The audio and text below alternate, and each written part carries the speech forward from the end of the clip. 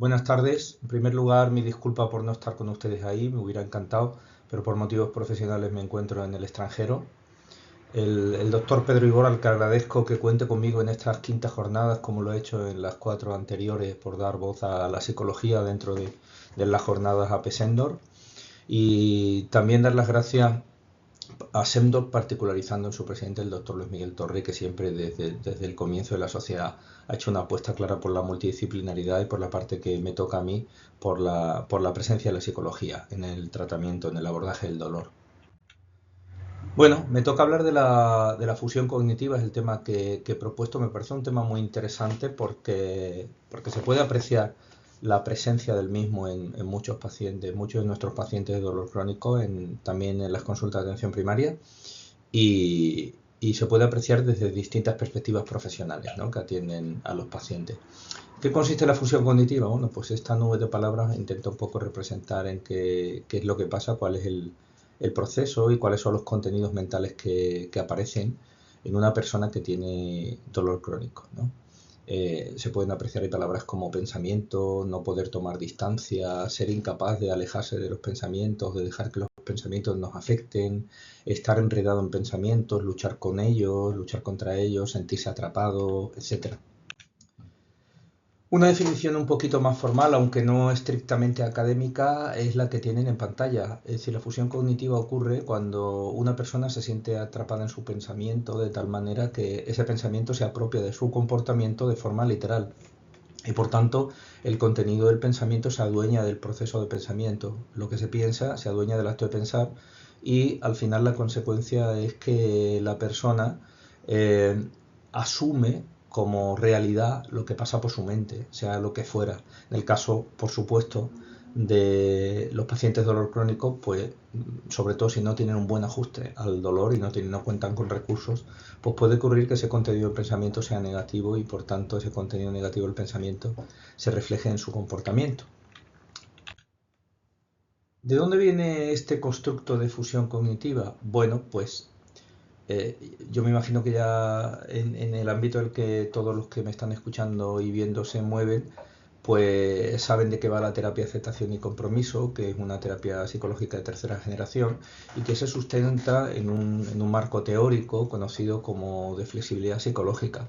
Entonces, el marco teórico, como se puede apreciar en la diapositiva, establece 6 procesos que son relevantes para promover la flexibilidad psicológica, o su contrario, la rigidez psicológica, en el día a día, en nuestro día a día, en nuestra realidad, ¿no? Entonces, les he señalado en amarillo cuál de esos 6 procesos se corresponde con la fusión cognitiva. No, en esta presentación no tenemos tiempo ni procede hablar de los demás, pero sí decir que es un componente básico para muchos autores y muchos profesionales dentro de este modelo, dentro de estos 6 procesos que hay que trabajar para evitar que la persona se instale la rigidez psicológica que conlleva sufrimiento, conlleva inadaptación, discapacidad, y ayudarle a promover esa flexibilidad psicológica a través de la llamada defusión cognitiva. El concepto de fusión cognitiva sería el contrario, por lo tanto, en este caso, a la fusión. Si la fusión cognitiva es quedarse atrapado en las experiencias internas, léase sobre todo pensamientos y sentimientos desagradables, pues la defusión se trataría no solo de evitarlo, no solo, y por supuesto tampoco intentar controlarlo, sino se trataría de tener una relación, de poner distancia, tener una relación un poquito más sana con esos pensamientos. ¿Cómo se puede detectar este proceso de fusión cognitiva? Pues existe un cuestionario súper breve con ítems como el que tiene en la pantalla, ¿no? Es el cuestionario de fusión cognitiva, quizá el más famoso de los que existe, tiene adaptación castellana y con pocas preguntas uno puede detectar si su paciente tiene este proceso de fusión cognitiva, si tiende, por ejemplo, a enredarse mucho en sus pensamientos, si lucha y si resiste o le ocasiona angustia o dolor emocional sus pensamientos, ¿no? Y si nos vamos a la otra cara, es decir, al contenido de los pensamientos, pues aquí, por ejemplo, aprovechando este estudio ya con mucho tiempo, ¿no?, que hicimos en su momento, de adaptación de un cuestionario que detectaba contenido cognitivo negativo en relación con el dolor, se llama Inventario de Pensamientos Automáticos Negativos en Respuesta al Dolor. En concreto, bueno, pues pudimos distinguir en los pacientes de dolor crónico 5 tipos de pensamientos. Pensamientos negativos generales como son soy un inútil, ¿no? Causa mi dolor, o pensamientos sociales negativos, la gente no se cree que tenga dolor, o, no, o nadie se preocupa por mí, o pensamiento de discapacidad, pues me voy a convertir en un inválido, o ya no puedo hacer casi nada, o de falta de control, no puedo controlar el dolor, o el dolor va a peor, o incluso pensamientos de autoinculpación, no es culpa mía que me duela así. Bueno, ¿y qué ocurre con estos pensamientos automáticos negativos? Pues en este estudio que hicimos en el año, publicamos en el año 24 en la revista de Semdor, el Multidisciplinary Pain Journal, precisamente realizamos un análisis de mediación para comprobar que la mera presencia de los pensamientos automáticos negativos en dolor crónico, como lo que hemos visto en la diapositiva anterior, no se relacionaban con la intensidad del dolor, sino que solo lo hacían cuando mediaba estas dos medidas el proceso de catastrofización. Quiere decirse, no es suficiente con que un paciente con dolor crónico tenga pensamientos negativos, sino que la manera en que se relaciona con ellos realmente es la que define el malestar, en este caso en forma de intensidad del dolor. Solamente cuando la catastrofización estaba presente, que es como decir, cuando la persona asume como reales los pensamientos negativos que tiene, es cuando la intensidad del dolor aumentaba. Bueno, ¿y cómo se pueden combatir la fusión cognitiva? Bueno, se puede combatir de muchas maneras. Existen muchas técnicas de intervención psicológica, algunas muy sencillas y breves y fáciles de implementar en la consulta. Pero como decíamos, el marco teórico de la flexibilidad psicológica pues incluye un programa de tratamiento, se llama terapia de aceptación y compromiso, que en particular aborda la fusión cognitiva con dos tipos de herramientas. Por una parte están las metáforas y por otra parte los ejercicios experienciales, teniendo en cuenta las particularidades que tiene esta terapia, las cuales no me puedo detener.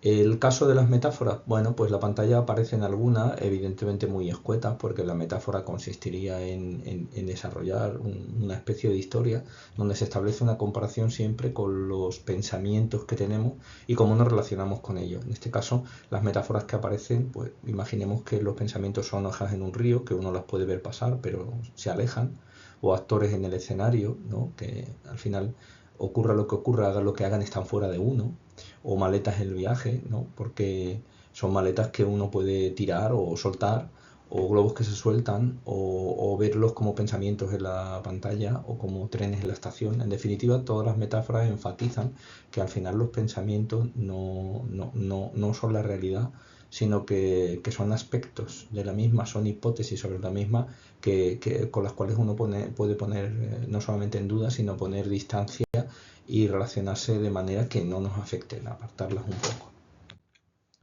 En cuanto a los ejercicios experienciales, pues en esencia, en lugar de utilizar esa microhistoria que sería la metáfora, son técnicas sencillas que persiguen exactamente el mismo objetivo. Eh, Hacer del pensamiento algo que está fuera de mí y desde luego no se puede confundir con la realidad. Ver claramente que es una realidad diferente a la que tengo en mi cabeza, ¿no? Entonces, dentro de estas técnicas, pues por ejemplo el etiquetado del pensamiento no es lo mismo decir soy un inútil que decir me está viniendo a la cabeza que soy un inútil o mi cabeza no para decirme que soy un inútil, ¿no? En este segundo caso la distancia que se pone es bastante higiénica. En el primer caso soy un inútil no deja lugar a dudas de que eso es una realidad. Otra técnica puede ser la repetición de palabras. No sé si seguramente el auditorio habrá experimentado eso en alguna ocasión, como a base de repetir una palabra se desliteraliza o pierde sentido, pierde significado.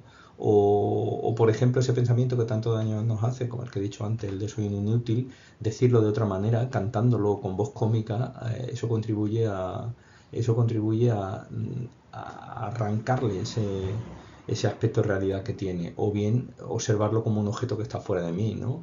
O bien escribirlo, o bien detenerme simplemente a hacer un esfuerzo por no implicarme en la valoración de lo que supone ese pensamiento, como si pudiera pensarlo de forma neutra, ¿no? Distanciándolo del sentimiento. Bueno, ¿hasta qué punto podemos esperar que la fusión cognitiva se reduzca? Bueno, pues En este trabajo que tienen en pantalla del año 24, unos compañeros y yo mismo hicimos una revisión sistemática y metaanálisis de estudios de intervención, ensayos clínicos algunos y otros no, otros estudios observacionales, pero que habían incorporado intervenciones en las cuales se medía uno de los resultados, uno de los outcomes, era la fusión cognitiva. Fueron 20 y pocos estudios, realmente no encontramos mucho, lo cual quiere decir que la base de evidencia todavía es corta, pero sí podemos notar un par de cosas. En primer lugar, hay bastante heterogeneidad de los resultados, aun cuando prácticamente siempre los resultados de las intervenciones fueron positivos, que distintas intervenciones, sobre todo la terapia de aceptación y compromiso, porque está específicamente diseñada para ello y por tanto también en su diseño se incorpora la medida de la fusión cognitiva, pero no solo, también algún estudio de terapia cognitivo-conductual y otros han conseguido disminuir la fusión cognitiva. ¿Y hasta cuánto? Bueno, pues asumiendo esta heterogeneidad de la que hablaba, se puede decir el tamaño de efecto promedio es menos 0,39, es decir, que estaríamos hablando de un tamaño de efecto medio, moderado. No es un tamaño de efecto grande, pero tampoco es pequeño. Es decir, la efectividad de la intervención psicológica para reducir la fusión cognitiva se puede decir que es suficiente, ¿no? En conclusión, para terminar, pues podremos decir estas tres ideas. La fusión cognitiva intensifica el sufrimiento de las personas con dolor crónico. Intensificar el sufrimiento se nota en todos los niveles de la experiencia dolorosa, ¿no? Como el estudio que decíamos antes, que se centra en la intensidad del dolor, pero en general esto se nota más en la funcionalidad y en el funcionamiento emocional, ¿no? En el estado de ánimo. En segundo lugar, que evaluar y trabajar, por lo tanto, la fusión cognitiva es clave en contextos clínicos de atención a personas con dolor. Y en tercer lugar, como acababa de decir, que las intervenciones psicológicas, especialmente ACT, la terapia de aceptación y compromiso, son útiles, pueden reducir la fusión cognitiva en pacientes con dolor crónico. Finalmente, pues un par de lecturas. El libro que tiene en pantalla a su izquierda, Cháchara, es un libro divulgativo de un neurocientífico, psicólogo neurocientífico, que habla en primera persona. El enfoque es de un libro de autoayuda, típicamente con implicación personal y revelaciones personales, pero con bastante neurociencia detrás y bastante investigación detrás. Es un libro recomendable para los pacientes y el de la derecha es un libro recomendable más bien para los clínicos y terapeutas para mejorar su capacidad y conocer técnicas que ayuden a la difusión cognitiva, a disminuir la fusión cognitiva. Bueno, pues esto ha sido todo por mi parte. Reiterar mi agradecimiento a AP Sendor y a Sendor y deseando verles en las siguientes jornadas y congresos, en el siguiente congreso Sendor y en la siguiente jornada de atención primaria. Muchas gracias por su atención.